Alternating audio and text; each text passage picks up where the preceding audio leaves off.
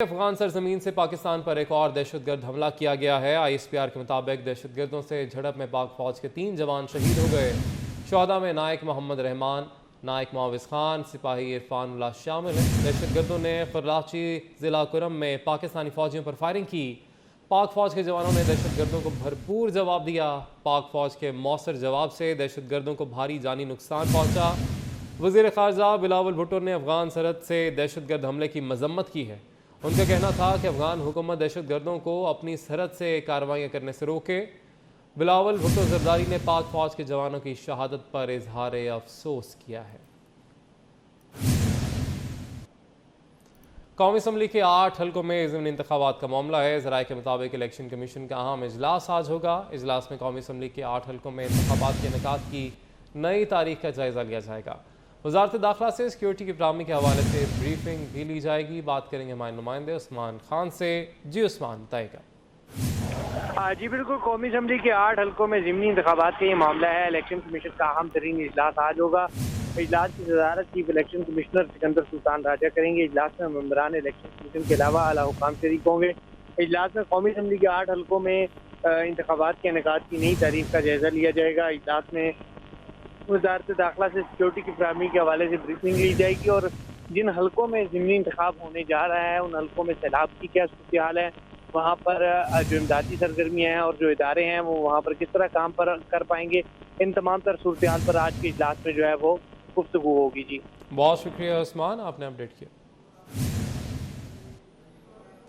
Lahore high court में आज अहम मुकदमात की समाअत होगी। मरीम नवाज के पासपोर्ट वापसी के लिए मुतफर्रिक दरख्वास्त पर समाअत होगी। चीफ जस्टिस हाईकोर्ट की सरबराही में 3 रुकनी बेंच मरीम नवाज की मुतफर्रिक दरख्वास्त पर समाअत करेगा। सूबाई वज़ीर मुराद रास की ममनुआ फंडिंग केस में FIA तलबी के खिलाफ इंट्रा कोर्ट अपील पर समाअत होगी। जस्टिस अली बाकर नजफी की सरबराही में 2 रुकनी बेंच मुराद रास की अपील पर समाअत करेगा। चीफ सेक्रेटरी पंजाब कामरान अली अफजल के खिलाफ तौहीन अदालत की दरख्वास्त पर भी समाअत होगी। जस्टिस शाहिद जमील खान शहरी हसन खान की दरख्वास्त पर समाअत करेंगे।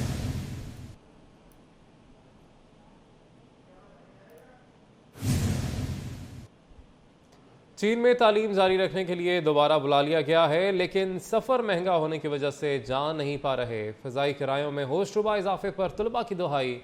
आला हुकाम से फौरी नोटिस लेकर किरायों में कमी का मुतालबा कर दिया। अस्सलाम वालेकुम, मेरा नाम सईदा बुशरा है और मैं शियान जताऊँ यूनिवर्सिटी की स्टूडेंट हूँ। रिसेंटली हमें चाइना ने दोबारा से बुलाया ताकि हम अपनी स्टडी को कंप्लीट कर सकें और अब मसला ये आ रहा है कि ये जो कि हमारी अपनी एयरलाइन है उन्होंने रेट्स इतने इंक्रीज़ कर दिए हैं कि स्टूडेंट बंदा जो है उसको अफोर्ड बिल्कुल नहीं कर सकता। जो कि उनके पहले रेट्स थे 50 से 55 हज़ार, अब जो उनके रेट्स हैं वो 6 से 7 लाख आ रहे हैं, तो जो हमारे लिए बिल्कुल इम्पॉसिबल है ख़रीदना। तो लिहाजा मेरी PIA और आला काम से गुजारिश है कि रेट जो है मुनासिब किए जाएँ और ताकि हम जो है इजीली इसको परचेज़ कर सकें और अपनी जो स्टडी है उसको कंटिन्यू कर सकें और कंप्लीट कर सकें। Thank you so much. Syed Mohammad Ali Haider है और मैं शियान जताऊँ यूनिवर्सिटी का स्टूडेंट हूँ। रिसेंटली चाइना ने स्टूडेंट्स को बुलाया है ताकि वो आके यहाँ पर अपनी एजुकेशन को कंप्लीट कर सकें, लेकिन हमारे लिए सबसे बड़ा मसला ये है कि PIA जो हमारी अपनी एयरलाइन है, जब हम सब पहले जाते थे तो हमारी टिकट का जो किराया था वो 50 से 55 हज़ार रुपया होता था। तो लेकिन अब PIA ने इसको इतना ज़्यादा बढ़ा दिया है कि हम जैसे स्टूडेंट इसको अफोर्ड ही नहीं कर पा रहे। यानी कि इस वक्त इसकी प्राइस 5.5 लाख या 6 लाख के करीब है। तो मेरी आला अहकाम से गुजारिश है कि इस प्राइस के ऊपर नज़रसानी की जाए और इसको कम किया जाए ताकि हम अपनी एजुकेशन को कंप्लीट कर सकें चाइना जाकर। मलिका एलिज़ाबेथ दोम का जस्दे खाकी बकिंगम पैलेस पहुंचा दिया गया। ताबूत को आज रात बकिंगम पैलेस में ही रखा जाएगा। बकिंगम पैलेस के बाहर हज़ारों अफराद मौजूद हैं।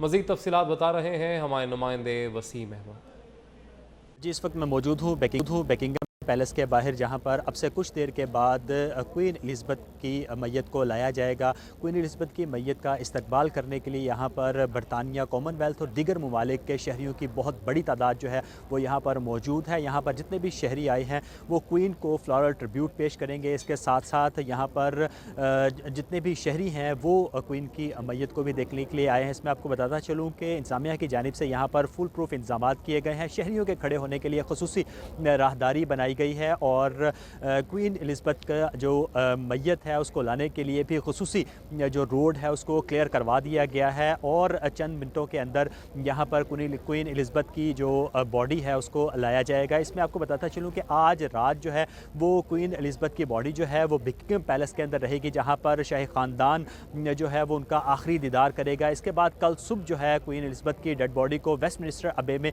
रखा जाएगा, जहाँ पर 4 दिन तक क्वीन एलिज़ाबेथ की डेड बॉडी जो है वो रहेगी और तमाम जितने भी लोग आए हैं जो क्वीन से मोहब्बत करते हैं वो कल उनका आखिरी दीदार वेस्टमिनिस्टर अबे में कर सकेंगे। बहुत शुक्रिया, आपने अपडेट किया। दिन भर होने वाली बरसात बाइस जहमत बन गई। कराची के अहम शाहराहों पर बदतरीन ट्रैफिक जैम रहा। सिंध में मानसून बारिशों का सिस्टम मौजूद है, जिसकी वजह से शहर कायद में बादल बरसे। महकमा मौसमियात ने आइंदा रोज़ तक शहर में बरसात का सिलसिला जारी रहने का इम्कान जाहिर किया है। मज़ीद भी जानेंगे हमारे नुमाइंदे शाहजेब हुसैन से। जी शाहजेब, बताएगा। कराची में दोपहर को होने वाली बारिश ने निज़ाम ज़िंदगी धर्म भरम करके रख दी। शहर में जैसे ही बारिश हुई और उसके बाद जो है सड़कों पर पानी जमा हो गया। शारा फैसल पर जो है घंटों घंटों जो है उसकी वजह से ट्रैफिक की जो रवानी थी वो मुतासर रही। इसी तरीके से शहर के बेशतर इलाके जिसमें Quaidabad, Landhi, Korangi, Nazimabad, north Karachi, university road, Gulshan Iqbal, इन सब जगहों पर जो है बरसात का पानी जो है जमा होने की वजह से ट्रैफिक की रवानी मुतासर हो गई थी। शहरी भी जो है परेशान दिखाई दिए। इसी तरीके का अगर मौसम के हवाले से बात की जाए तो महकमा मौसमियात ने जो है दाद शुमार जारी किए हैं जिसमें बताया गया है कि सबसे ज़्यादा बारिश कोरंगी में हुई है। जो रिकॉर्ड जो सामने आया है उसमें बताया गया है कि 34.6 मिलीमीटर जो है बारिश रिकॉर्ड की गई है। इसी तरीके से कायदाबाद में 28.5 और उसके बाद जो है सादी टाउन में 28, डिफेंस फेज़ 2 में 24 मिलीमीटर जो है बारिश रिकॉर्ड की गई। सबसे कम जो बारिश जो रिकॉर्ड की गई है वो नाज़माबाद में रिकॉर्ड की गई है और जो बताया गया है उसमें 2.2 मिलीमीटर जो है बारिश रिकॉर्ड की गई है।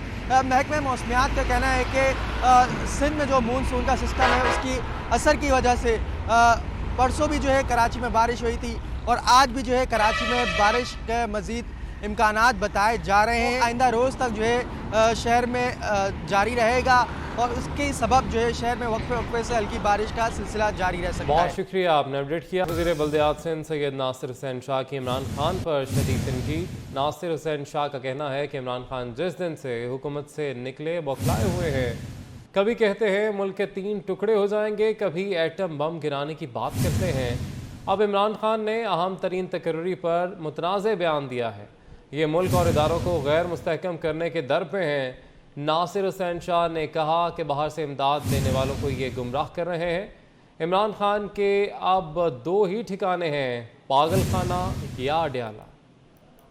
खान साहब हुकूमत से निकलने के बाद बिल्कुल बौखलाए हुए हैं, बावले हुए हैं और हर वो काम कर रहे हैं जिससे पाकिस्तान और पाकिस्तान के इदारे गैर मुस्तहकम हों। कभी वो ये बयान दे देते हैं कि मुल्क पे एटम बम गिरा दिया जाए, कभी कहते हैं एटमी एहसास महफूज नहीं है, कभी कहते हैं खुदा न खास्ता मुल्क 3 टुकड़ों में बढ़ जाएगा, कभी इदारों के लिए, अदलिया के लिए, सियासी जो रहनुमा हैं उनके लिए। सिर्फ ये खुद सही है, बाकी सब ख़राब है और इनका जो जहाद है वो सिर्फ हुसूल इक़्तिदार। मैं उनको वार्न करता हूँ कि कम अज़ कम जो हमारे चीफ ऑफ आर्मी स्टाफ की तकर्री है उसको मुतनाज़ा ना बनाएं और शर्म करें। और जिस मुल्क ने इनको इतनी इज्जत दी उसके ख़िलाफ़ ये अभी सारी चीज़ें कर रहे हैं। IMF का जो मुआहदा हुआ उसको इन्होंने सबोताज करने की कोशिश की बाद में।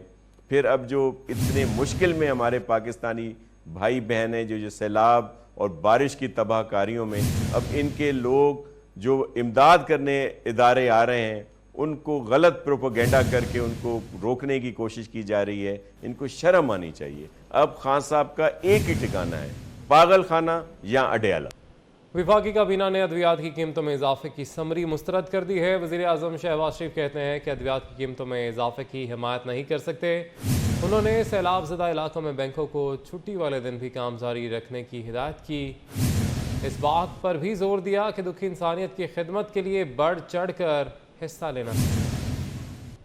मेरे इल्म में है कि कौन कौन फील्ड में काम कर रहा है और कौन कौन फील्ड में नहीं काम कर रहा। मैं ये नहीं कह रहा कि आप अपनी आम तरीन जिम्मेदारियों को छोड़कर आप भाग जाएं, नहीं, वो भी आप निभाएं।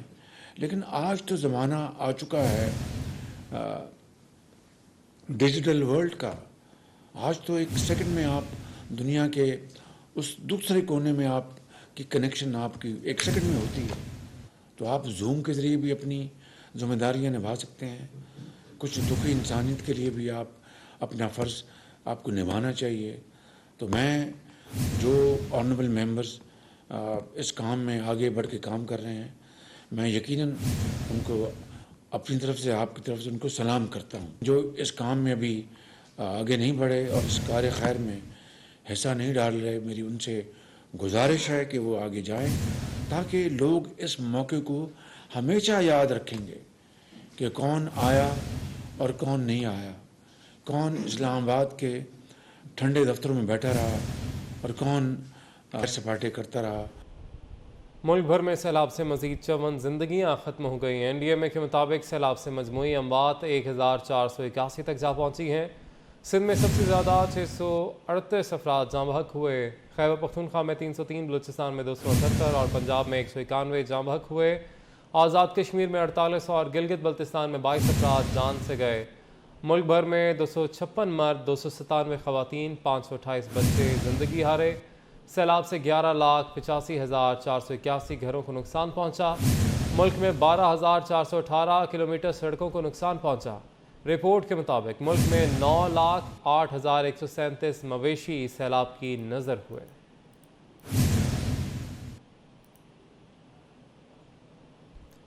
वज़ीर रेलवे ख्वाजा साद रफ़ीक कहते हैं कि कराची के राब्ता मुल्क के साथ बहाल करने के लिए इक़दाम किए जा रहे हैं। माल बरदार ट्रेनों को चलाया जा रहा है। नवाबशाह में मीडिया से गुफ्तगू में ख्वाजा साद रफ़ीक ने कहा कि मुसाफिर ट्रेनें चलाने की अभी हतमी तारीख नहीं दी जा सकती। बारिश का पानी निकालने के बाद ही पता चलेगा कि क्या सूरत है। खासकर नवाबशाह वाला ये निस्बतन यहाँ पानी तो बहुत है, लेकिन भरिया रोड में पानी इससे कहीं ज़्यादा है। तो ये तवक्को ये है कि हम कामयाब हो जाएंगे पानी के ड्रेनेज में। असल में जो आपके ड्रेनेज के नाले हैं वो भी फुल हैं। जहाँ जहाँ नशेबी इलाके हैं वहाँ भी पानी खड़ा है। तो कल दोपहर के बाद हम वाज़ेह कर सकेंगे इस सारे काम का जायज़ा लेने के बाद। लेकिन फ्रेट ऑपरेशन तो हम तकरीबन चला रहे हैं इस हालत में भी। हफ्ता एक लग जाएगा फ्रेट ऑपरेशन को रेगुलेट होते रहे। जहाँ तक पैसेंजर ऑपरेशन का ताल्लुक है उसकी अभी तारीख नहीं दी जा सकती। पैसेंजर ट्रेन को जिसमें मुसाफिर बैठे हुए हैं उसका कोई रिस्क हम नहीं लेंगे जब तक सेफ्टी के तमाम इक़दामात नहीं ले लिए जाते। उसे भी कुछ वक्त पैसेंजर ऑपरेशन को बहाल होते हुए।